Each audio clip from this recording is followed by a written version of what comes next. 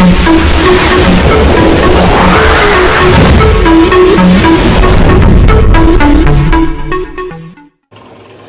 M नफीस सलमानी, आप देख रहे हैं सीधा चश्मा। एम नफीस का सीधा चश्मा। आपको बताते चलूं, सोशल मीडिया व मीडिया आज पूरे भारत के नहीं पूरी दुनिया के लिए बड़ी महत्वपूर्ण चीज़ हो चुकी है और हर व्यक्ति अपने फ़ोन से यानी कि सोशल मीडिया को चला रहा है और मेन स्ट्रीम मीडिया को देख रहा है। ये कहना बिल्कुल भी गलत नहीं होगा कि अब कुछ बच नहीं सकता है। हर मुद्दे पर आम जनता, भारत की जनता डिबेट करती है और अपनी राय रखती है। आज जिस तरह खबर आती है कि रोहित सरदाना जो कि आज तक के एंकर थे और वरिष्ठ पत्रकार भी रहे हैं, अब उनकी मौत को लेकर बहुत सारे लोगों ने सवाल खड़े करने शुरू कर दिए हैं। यहाँ तक कि एक तरह से कहा जा रहा है कि भाई एक पक्ष को उन्होंने पूरी तरह से बदनाम और ऐसा हथकंडा अपनाया मीडिया पर कि एक वर्ग पूरी तरह से बदनाम हो जाए।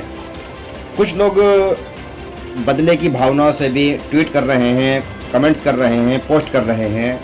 इस पर ज़्यादातर जो जिम्मेदार लोग हैं मीडिया और सोशल मीडिया के, वे सामाजिक कार्यकर्ता हैं, वो नाराज़ हैं और यही कह रहे हैं कि भाई जो हुआ सो हुआ। बहरहाल जब आखिरी वक्त किसी का आ जाता है और मृत्यु हो जाती है तो उस पर इस तरह आपत्ति दर्ज नहीं करानी चाहिए। ये एक भाई आखिरी मौत का मामला जो होता है बड़ा दुखदाई होता है, परिवार के साथ रहना चाहिए और हिसाब करने वाला एक कोई भी आदमी हो वो खुद नहीं हो सकता है। उसके लिए ईश्वर या जिसको जो जैसे मानता है, कोई अल्लाह को मानता है, कोई ईश्वर को मानता है, कोई भगवान को मानता है, उस पर छोड़ देना चाहिए। रोहित सरदाना को लेकर जितने भी बयान हो रहे हैं, मैंने कोशिश की है कि भाई उन सभी बयानों को मैं आपको दिखाऊं और सुनाऊं और साथ ही साथ आपको ये बताता चलूं कि हम भारत न्यूज़ के माध्यम से बताना चाहेंगे कि भाई हम इस तरह के ट्वीट व ऐसी पोस्टों से बिल्कुल बचना चाहते हैं और यही कहेंगे हम भी कि भाई कम से कम अपनी जिम्मेदारी का सही करके निर्वहन किया जाए, जिससे कि किसी की भावनाएं आहत ना हो। जिस समय मैंने खबर रोहित सरदाना की अपने चैनल के माध्यम से अपने दर्शकों को व अपने व्यूवर्स को देने की कोशिश की और दी है, तो उसमें मैंने खबर में यही कहा है कि भाई संयम बनाए रखें। और मैं भी इस बात को अच्छी तरह जानता हूं कि सोशल मीडिया पर आप अपने मौलिक अधिकारों के तहत कुछ भी लिख सकते हैं और कुछ भी बोल सकते हैं, पर कम से कम किसी के आखिरी समय में तो ऐसा ना बोला जाए। आइए देखते हैं किसने क्या कहा।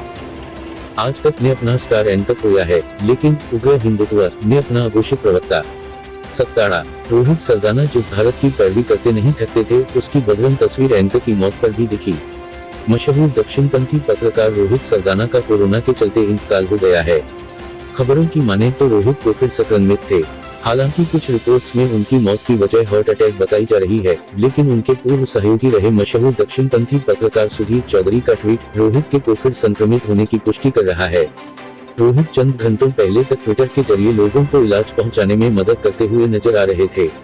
दुखद बात यह है कि रोहित अपने शो और सोशल मीडिया लाइव पर जिस तरह के भारत की पैरवी जोर शोर से करते रहे, वही नफरत अब उनकी मौत पर भी दिख रही है। रोहित की मौत की खबर से जहां उनके साथी पत्रकारों में शोक की लहर है, वहीं दूसरी ओर एक बड़ा तबका जो कि रोहित सरदाना से वैचारिक भिन्नता रखता है, उनके आकस्मिक इंतकाल पर बेहद असंवेदनशीलता का परिचय दे रहा है। भारत में पिछले कुछ वर्षों में जिस तरह से शुचिता और संवेदनशीलता का पतन देखने को मिला है, खुद रोहित सरदाना जिस तरह के भारत निर्माण में जुटे हुए थे, उसके परिणाम अब खुद उनकी मौत के वक्त नजर आ रहे हैं, जो कि बतौर मुल्क भारत के लिए चिंता की बात है। सोशल मीडिया पर रोहित की मौत के बाद प्रतिक्रिया की झड़ी लग गई है। एक तबका उनके हिंदू पत्रकारिता पर आंसू बहा रहा है, तो दूसरा तबका मरहूम पत्रकार की पुरानी रिपोर्ट्स को साझा कर असंवेदनशील होने का परिचय दे रहा है। ये बात ठीक है कि रोहित ने सरकार का पक्ष लेना ही चुना, लेकिन यह भी सच है कि महामारी का शिकार हुए पत्रकार को बचाया नहीं जा सका। विरोधियों की मौत पर खुशी का इजहार करने का जो ट्रेंड भारत में पिछले कुछ सालों में देखने को मिला है, वो निरंतर असंवेदनशीलता की ओर बढ़ता ही जा रहा है। इसकी वानगी रोहित सरदाना की मौत के वक्त भी नजर आ रही है। ट्विटर पर पत्रकार के समर्थक जहां रोहित की मौत पर उनकी कंपनी आज तक की खबर न दिखाने की निंदा कर रहे हैं, वहीं उनके विरोधी ऐसे वक्त में बेहद गैरजिम्मेदाराना रवैया पेश कर रहे हैं और उनकी पिछली रिपोर्ट्स और एक समुदाय को लेकर उनकी अनैतिक टिप्पणियों को सोशल मीडिया पर प्रसारित कर रहे हैं। इस पर कई संवेदनशील लोगों ने चिंता जाहिर करते हुए इसे बतौर नागरिक गलत करार दिया है। हालांकि खुद रोहित की पत्रकारिता विवादास्पद ही ज्यादा रही है और जब तक वो बतौर पत्रकार टीवी पर नजर आते रहे उन्होंने सरकार का माउथपीस बनना ही खुद के लिए चुना।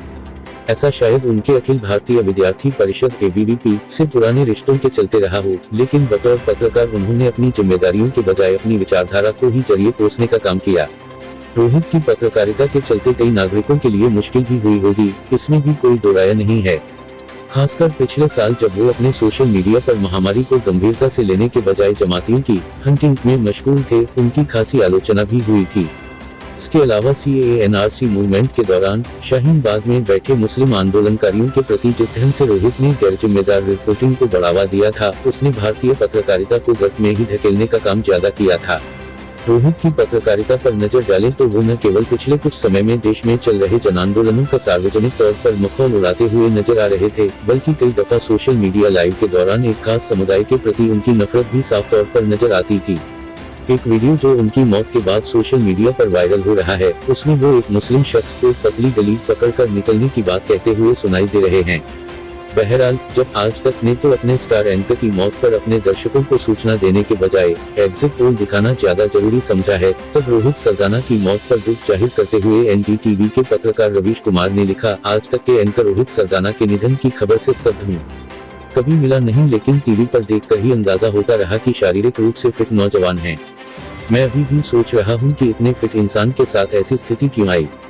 डॉक्टरों ने किस स्तर पर क्या दवा दी, उनके बुखार या अन्य लक्षणों पर किस तरह से मॉनिटर किया गया। मेरा मन नहीं मान रहा। मैं नहीं कहना चाहूंगा कि लापरवाही हुई होगी, मगर कुछ चूक हो सकती है।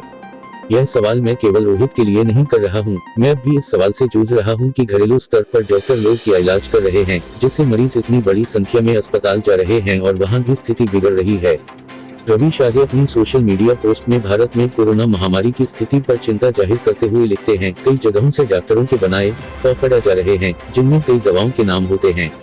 मैं डॉक्टर नहीं हूँ, लेकिन कोविड से गुजरते हुए जो खुद अनुभव किया है कि उसे लगता है कि डॉक्टर सही समय पर जरूरी दवा नहीं दे रहे हैं। फॉरवर्ड और कई डॉक्टरों की पर्ची देखकर एक अंदाजा होता है कि सही दवा तो लिखी ही नहीं गई है। इसलिए मैंने एक कमांड सेंटर बनाने का सुझाव दिया था, जहां देश भर से रैंडम प्रिस्क्रिप्शन और मरीज के बुखार की डिटेल को लेकर अध्ययन किया जाता और अगर इस दौरान कोई चूक हो रही है तो उसे ठीक किया जाता। मैं रोहित के निधन से स्तब्धता के बीच इन सवालों से अपना ध्यान नहीं हटा पा रहा हूँ। बात भरोसे के डॉक्टर की नहीं है और न नहीं डॉक्टर के अच्छे बुरे की है। बात है इस सवाल का जवाब खोजने की कि क्यों इतनी बड़ी संख्या में मरीजों को अस्पताल जाने की नौबत आ रही है। रवीश अपनी पोस्ट में आगे रोहित के निधन पर सोशल मीडिया पर आ रही प्रतिक्रियाओं की ओर ध्यान दिलाकर लिखते हैं, कई लोग लिख रहे हैं कि आज तक ने रोहित सरदाना के निधन की खबर की पट्टी तुरंत नहीं चलाई। मेरे ख्याल से इस विषय को महत्व नहीं देना चाहिए। आप सोचिए, जिस न्यूज रूम में यह खबर पहुंची होगी, बम की तरह धमाका हुआ होगा। उनके सहयोगी साथी सबके होश उड़ गए होंगे, सबके हाथ पांव कांप रहे होंगे। आप बस यही कल्पना कर लीजिए तो बात समझ आ जाएगी। दूसरा, यह भी मुमकिन है कि रोहित के परिवार में कई बुजुर्ग हों। उन्हें सूचना अपने समय के हिसाब से दी जानी है। अगर आप उसे न्यूज चैनल के जरिए ब्रेक कर देंगे तो उनके परिवार पर क्या गुजरेगी। तो कई बार ऐसी परिस्थितियां होती हैं। इसके अलावा और कोई बात हो तो वहाँ न्यूज रूम में खड़े उनके सहयोगी सच का सामना कर ही रहे होंगे। बात भले बाहर न आए, उनकी आंखों के सामने से तो गुजर ही रही होगी। रवीश यही नहीं रुके, बल्कि उन्होंने आगे लिखा, आगे खबर बहुत दुखद है। कोविड के दौरान कई पत्रकारों की जान चली गई। सूचना प्रसारण मंत्रालय उन पत्रकारों के बारे में कभी ट्वीट नहीं करता। आप बताइए कि कितने पत्रकार देश भर में मर गए। सूचना प्रसारण मंत्री ने उन्हें लेकर कुछ कहा। उन्हें हर वक्त प्रधानमंत्री की छवि चमकाने से फुर्सत नहीं है। इस देश में एक ही काम है, लोग मर जाएं लेकिन मोदी जी की छवि चमकती रहे।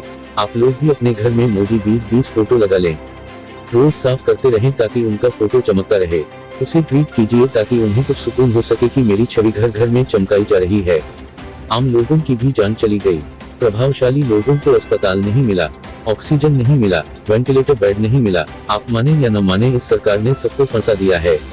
आप इनकी चुनावी जीत की घंटी गले में बांध कर घूमते रहिए, कमेंट बॉक्स में आकर मुझे गाली देते रहिए, लेकिन इससे सच नहीं बदल जाता है। लिखने पर केस कर देने और पुलिस भेज देने की नौबत इसलिए आ रही है कि सब भयावह रूप ले चुका है। जो लोग इस तरह की कार्रवाई के साथ हैं वो इंसानियत के साथ नहीं हैं। रवीश आगे लिखते हैं, इस देश को झूठ से बचाइए, खुद को झूठ से बचाइए। जब तक आप झूठ से बाहर नहीं आएंगे लोगों की जान नहीं बचा पाएंगे।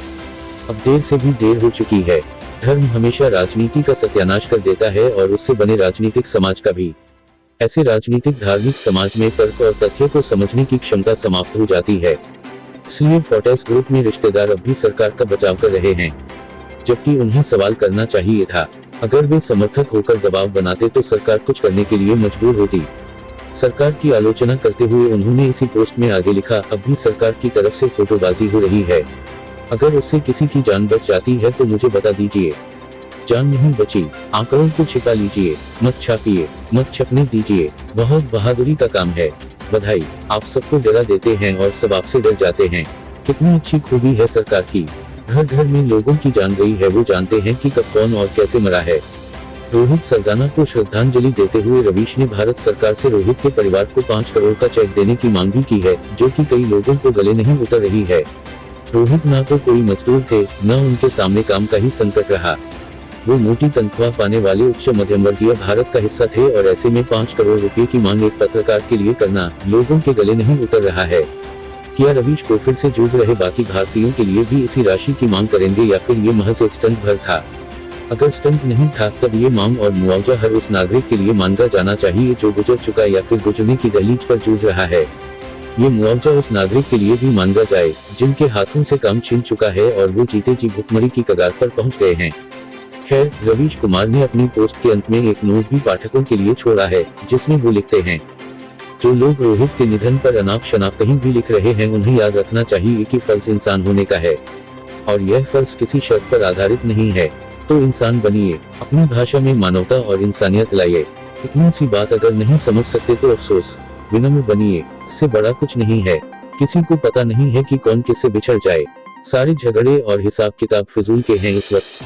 बहरहाल आज तक ने अपना स्टार एंकर खोया है, लेकिन उग्र हिंदुत्व ने अपना घोषित प्रवक्ता। आपने देख लिया किस तरह से मैंने आपको सुनाया है और साथ ही साथ मैंने हर उस आदमी का बयान आपको सुनाने की कोशिश की है जो कि पत्रकारिता के क्षेत्र में सवाल करते हैं और एक तरह से देश की सेवा करते हैं। बहरहाल जिस तरह सवाल लोगों ने खड़े किए हैं और साथ ही साथ मैंने आपको जो तस्वीरें दिखाई हैं सभी की सब ये रोहित सरदाना के ही प्रोग्राम दंगल की हैं और ज़्यादातर जो तस्वीरें हैं वो थंबनेल कही जाती हैं यूट्यूब की दुनिया में और सोशल मीडिया पर थंबनेल आप समझते होंगे चलती है और इसको बड़ा भड़कीला बनाया जाता है, खास करके इसलिए कि लोग जल्दी से देख लें, अटैक हो जाएं इस पर।